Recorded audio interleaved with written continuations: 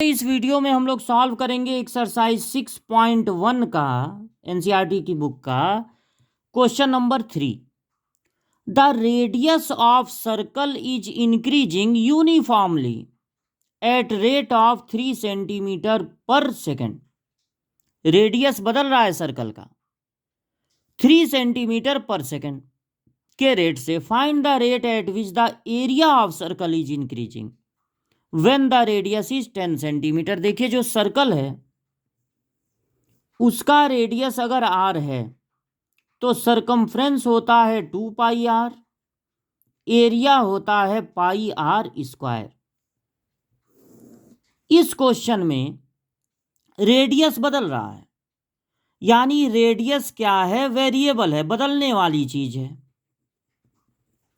तो जब रेडियस ही बदलने लगेगा तो सरकमफ्रेंस और एरिया ये भी बदलेंगे। रेडियस अगर बदलेगा तो सरकमफ्रेंस और एरिया भी बदलेंगे, यानी वो भी वेरिएबल हैं। और हर बदलने वाली चीज पर डिफरेंशिएशन का फार्मूला लगता है।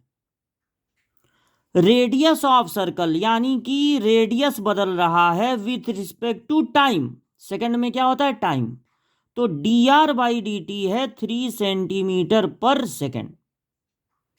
फाइंड द रेट जिससे कि एरिया बदले, यानी कि dA by D T. Area किस रेट से बदल रहा है? dA by D T find करना है जब रेडियस हो 10।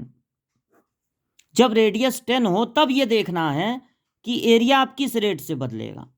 रेडियस हमेशा 10 नहीं रहेगा, रेडियस तो बदल रहा है, लेकिन जब कभी 10 हो जाएगा, बदलते बदलते बदलते बदलते 10 हो जाएगा, या मान लीजिए स्टार्टिंग में ही 10 हो और अब पर सेकेंड 3 सेंटीमीटर बदले, इंक्रीजिंग का मतलब इसीलिए इसको पॉजिटिव रखा गया है, तो एरिया किस रेट से बदलेगा ये पता लगाना है। तो अगर एरिया पता लगाना है तो एरिया का फार्मूला लिख लीजिए, पाई आर स्क्वायर।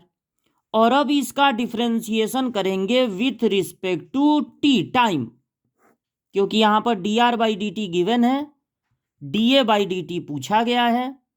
तो डिफरेंशिएशन किसके रिस्पेक्ट में करेंगे? टाइम के रिस्पेक्ट में। तो हर बदलने वाली चीज का डिफरेंशिएशन होगा।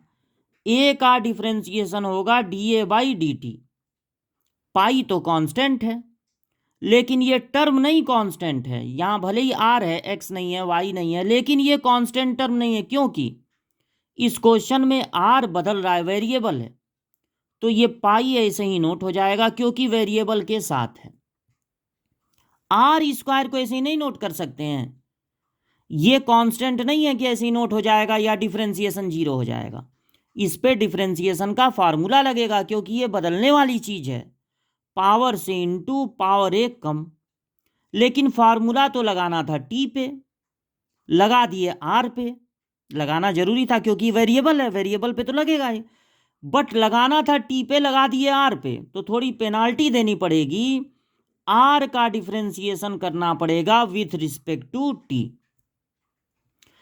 अब आर की वैल्यू तो दी हुई है, तो आप सोचेंगे आर की जगह 10 रख क्यों नहीं दिए?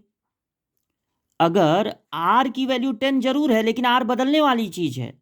किसी भी बदलने वाली चीज की वेरिएबल की वैल्यू डिफरेंशिएशन के बाद रखी जाएगी, डिफरेंशिएशन के पहले नहीं, डिफरेंशिएशन के बाद रखी जाएगी।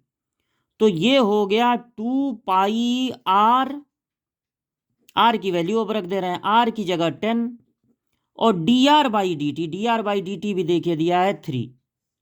तो ये टोटल हो जाएगा 60 पाई, 60 पाई, सबका मल्टीप्लाई हो गया 60 पाई। यूनिट क्या होगा? ऊपर एरिया है यानी सेंटीमीटर स्क्वायर, और नीचे टाइम है। टाइम यहां पर किस में चल रहा है? सेकंड।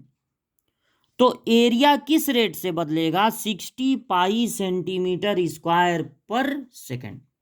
ये हो गया आपका आंसर। पाई की वैल्यू रख भी सकते हैं, अगर 7 से कटने वाला ये नंबर हो तब रखना जरूरी होता है। अगर ये नंबर, क्योंकि पाई की वैल्यू होती है 22/7, अगर ये 7 से कटने वाला नहीं है तो आप पाई के टर्म में भी आंसर दे सकते हैं।